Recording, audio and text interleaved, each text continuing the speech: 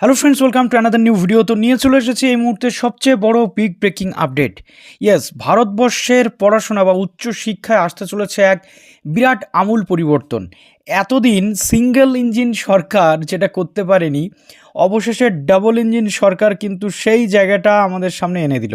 জানি না এর ভবিষ্যৎ কী, তবে ওই যে বলে না, পালা বদলের সাথে সাথে অনেক কিছু পরিবর্তন হয় যেটা হয়তো আমরা কল্পনাও করতে পারি না, বাট আলটিমেটলি সেটা কিন্তু হচ্ছে। আর এই মুহূর্তে আমরা রাজ্য লেভেলে সেটা ভীষণভাবে দেখতে পাচ্ছি। আগের সরকারের আমলে এমন অনেক বিল ছিল যে বিলগুলো পাশ করানো সম্ভব হয়নি, এখন কিন্তু সেগুলো পাশ করানো সম্ভব হচ্ছে। এটা 2025 সালে প্রস্তাবিত একটি বিল, যেটা লোকসভাতে পাশ হয়েছিল, কিন্তু পরবর্তী ক্ষেত্রে ওয়েস্ট বেঙ্গলে সেটা লাগু হতে পারেনি। তার কারণ হচ্ছে যে এই বিকশিত ভারত শিক্ষা অধিষ্ঠান বিল 2025 আমাদের রাজ্যের বিভিন্ন শিক্ষা প্রতিষ্ঠান বা প্রতিষ্ঠানের অধিকর্তারা বা ইউনিভার্সিটির ভিসিরা তখন কিন্তু এই বিলে সম্মতি হয়নি। তো বিকশিত ভারত শিক্ষা অধিষ্ঠান বিলটা অ্যাকচুয়াল কী, এর মধ্যে কী কী রয়েছে আমি মোটামুটি একটু ছোট করে আলোচনা করে দিচ্ছি, এবং উচ্চশিক্ষায় কী কী পরিবর্তন আসতে চলেছে, কী কী বিষয় এখানে আসতে চলেছে, কী কী সুবিধা পেতে চলেছে স্টুডেন্টসরা, সেটা নিয়ে আলোচনা করবো আজকের এই ভিডিওটাতে। যারা নতুন আছেন অবশ্যই চ্যানেলটিকে সাবস্ক্রাইব করে পাশে থাকা বেল আইকনটি ক্লিক করে দেবেন, যাতে সমস্ত তথ্যগুলো আপনার টাইম টু টাইম এখান থেকে পেয়ে যান। প্লিজ ভিডিওটা শেয়ার করবেন, লাইক করতে একদম ভুলবেন না। তো ডাবল ইঞ্জিন সরকার আসার পর রাজ্যে অনেক কিছু পসিবল হচ্ছে, যেটা আমরা দেখতে পাচ্ছি। অবশ্য বিকশিত ভারত শিক্ষা অধিষ্ঠান বিল তার মধ্যে কিন্তু একটি। উচ্চশিক্ষা পরিবর্তন নাকি স্বায়ত্ত শাসনের সংকট, এটা নিয়ে উঠছে প্রশ্ন। অর্থাৎ ইউনিভার্সিটিগুলোর একটা স্বায়ত্ত শাসন ছিল বা একটা অটোনমি পাওয়ার রয়েছে, এই বিকশিত ভারত সেই অটোনমি পাওয়ারটাকে নষ্ট করে দেবে না তো, সেটা একটা উঠছে কিন্তু বিশাল লেভেলের প্রশ্ন। যেমন আজকে WBCAP পোর্টালে যেমন রাজ্যের বেশিরভাগ কলেজের ভর্তি হচ্ছে, তেমনিভাবে যাদবপুর ইউনিভার্সিটি, প্রেসিডেন্সি ইউনিভার্সিটি তাদের অটোনমি পাওয়ারের জেরে তারা, বা রাজ্যের অন্যান্য অটোনোমাস যে কলেজেস রয়েছে তারা কিন্তু নিজস্ব পাওয়ারের জেরে তারা অ্যাডমিশন করাচ্ছে, WBCAP পোর্টালের আন্ডারে আসতে পারছে না। এখন ভয় ছিল যে বিকশিত ভারত শিক্ষা অধিষ্ঠান বিল সেই স্বায়ত্তশাসনটাকে সংকটে ফেলে কিনা।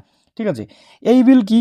মূলত এই বিল হচ্ছে ইউজিসি অর্থাৎ ইউনিভার্সিটি গ্র্যান্ড কমিশন, যেটা ইন জেনারেল গ্র্যাজুয়েশন বা মাস্টার্স করিয়ে থাকে, AICTE যেটা all India council for technical education, অর্থাৎ যেখান থেকে আমরা বিভিন্ন রকমের প্রফেশনাল কোর্সেস বা ইঞ্জিনিয়ারিং কোর্সেস বা টেকনিক্যাল কোর্সেস করে থাকি, এছাড়া NCTE অর্থাৎ national council for teacher education, যেটাকে আমরা DLED, BEd বা MAd আমরা যেখান থেকে করে থাকি। এই তিনটে সংস্থা আলাদা আলাদাভাবে আর কাজ করবে না। এই তিনটে সংস্থাকে VBS অর্থাৎ বিকশিত ভারত শিক্ষান অধিষ্ঠান বা অধীক্ষণের আন্ডারে কিন্তু আনার চিন্তাভাবনা চলছে। ঠিক আছে, বিকশিত ভারত শিক্ষা অধিষ্ঠানের আন্ডারে আনার চেষ্টা হচ্ছে, অর্থাৎ এর একটা পোশাকি নাম দেওয়া হয়েছে HECI অর্থাৎ higher educational council of India.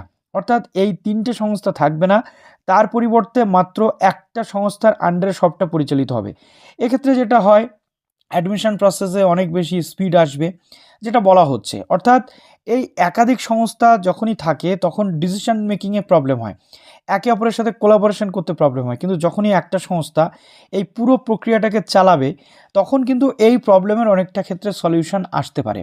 যেমন আজকে আমরা স্টেট ইউনিভার্সিটির সাথে দেখতে পাবো ইন ফিউচার, যখন এটা মার্জ হয়ে যাবে, সেন্ট্রাল ইউনিভার্সিটি কোলাবোরেশন, বিভিন্ন ইন্টার্নশিপ প্রোগ্রাম বা সেন্ট্রালের বিভিন্ন ইউনিভার্সিটির যে সমস্ত ইন্টার্নশিপ প্রোগ্রাম বা প্লেসমেন্ট প্রোগ্রাম থাকবে, সেই জায়গাতে স্টেটের যে ইউনিভার্সিটিগুলো রয়েছে তারাও সেখানে সুযোগ পাবে। তো এই একাধিক বিষয় সেখানে কিন্তু সুবিধা থাকতে চলেছে স্টুডেন্টসদের, কিন্তু কতটা ইমপ্লিমেন্ট হবে বাস্তবে সেটা একটা নিয়ে উঠছে প্রশ্ন। কিন্তু আপাতত যেটা আমরা দেখছিলাম যে 2025-এর লোকসভাতে এটা পাস হয়, এবং পরবর্তী ক্ষেত্রে মন্ত্রিসভার যে পরামর্শের জন্য এটা ওয়েট করছিল, কিন্তু তারপর আমাদের রাজ্যের বিভিন্ন যে ভিসিরা রয়েছেন বা আমাদের রাজ্যের বিভিন্ন যারা অধিকর্তারা রয়েছেন তারা এটাতে অসম্মত হয়। ঠিক আছে, কেন অসম্মত হয় তার কারণ তাদের একটা কোথাও শঙ্কা ছিল যে কি আমি একটু বলি। সরকারের উদ্দেশ্য কিন্তু এটা একক নিয়ন্ত্রণ, দ্রুত অনুমোদন, অর্থাৎ যে কোনো কলেজ বা ইউনিভার্সিটি অ্যাডমিশনের ক্ষেত্রে বলো বা যে কোনো কলেজ বা ইউনিভার্সিটির অ্যাপ্রুভালের ক্ষেত্রে বলো, দ্রুত অনুমোদন পাওয়া যাবে, যেহেতু একটাই সংস্থা। ওকে, গবেষণার ক্ষেত্রে উন্নতি বা একেবারে এক এক যে এডুকেশন এক ডিসিশন এটা, এবং আন্তর্জাতিক মানের শিক্ষা যাতে দেওয়া যায়, এটা কিন্তু সরকারের উদ্দেশ্য, অর্থাৎ কেন্দ্রীয় সরকারের উদ্দেশ্য। নেক্সট হচ্ছে নতুন কাঠামোতে যেটা রয়েছে রেগুলেটরি কাউন্সিল, ক্রেডিটেশন কাউন্সিল এবং স্ট্যান্ডার্ড কাউন্সিল, এই তিনটে কাউন্সিল একযোগে কাজ করবে। তো উপাচার্যদের যে সমর্থন রয়েছে, রাজ্যের কিছু বিশ্ববিদ্যালয়ে যে উপাচার্য ছিলেন তারা কিন্তু এই বিলের পক্ষে মতামত দিয়েছেন, এবং সেটা আমরা দেখতে পাচ্ছি এই লাস্ট 24 আওয়ার্সের মধ্যে পসিবল হয়েছে।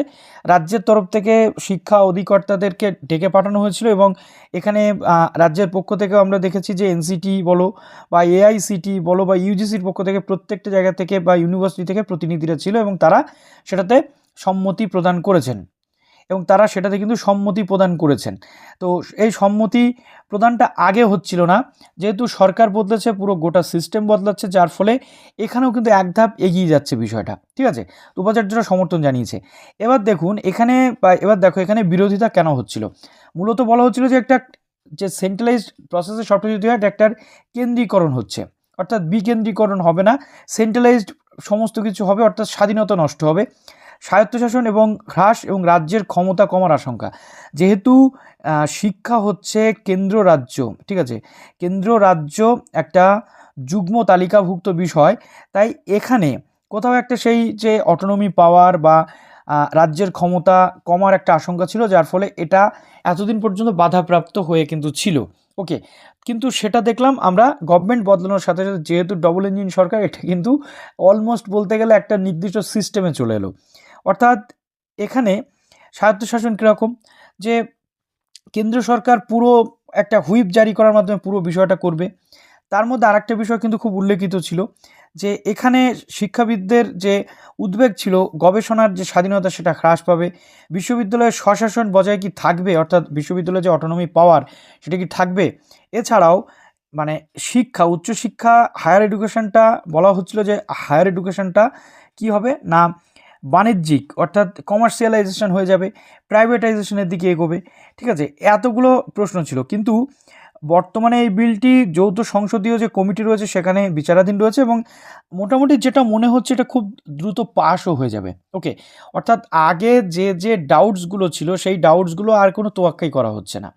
এখন যেটা বলা হচ্ছে যে এই বাণিজ্যিকীকরণ বা যাই কিছু, এগুলো নিয়ে আর ডিসকাশনই হচ্ছে না, কেননা রাজ্যে সরকার বদলেছে, কেন্দ্র সরকার রাজ্য সরকার একযোগে কাজ করবে। এখন আপনাদের কি মনে হয় যে উচ্চশিক্ষার ক্ষেত্রে কি নতুন কোনো দিক নির্দেশনা আসতে চলেছে? তবে এক্ষেত্রে আমার যেটা ব্যক্তিগত মত, যে কেন্দ্র এবং রাজ্যের যে কলেজ ইউনিভার্সিটিগুলো তারা নিজেদের মধ্যে কোলাবোরেশন করতে পারবে, এবং স্টুডেন্টসদের এক্ষেত্রে অনেক কিন্তু উপকার হতে চলেছে যদি এটা সঠিকভাবে ইমপ্লিমেন্ট হয়। ইন্টার্নশিপ বলুন বা প্লেসমেন্ট বলুন, সব জায়গাতে একটা কোলাবোরেশনের পরিস্থিতি থাকবে, ঠিক আছে। তো আপনাদের কি মনে হচ্ছে, এখানে কি শিক্ষার সংস্কার হচ্ছে নাকি নিয়ন্ত্রণ বৃদ্ধি হচ্ছে? ভবিষ্যৎ সিদ্ধান্তের অপেক্ষায় আমরা প্রত্যেকে রয়েছি। আপনাদের কি মনে হচ্ছে কমেন্টে জানান। ওকে, ভালো থাকুন সবাই, বেস্ট অফ লাক।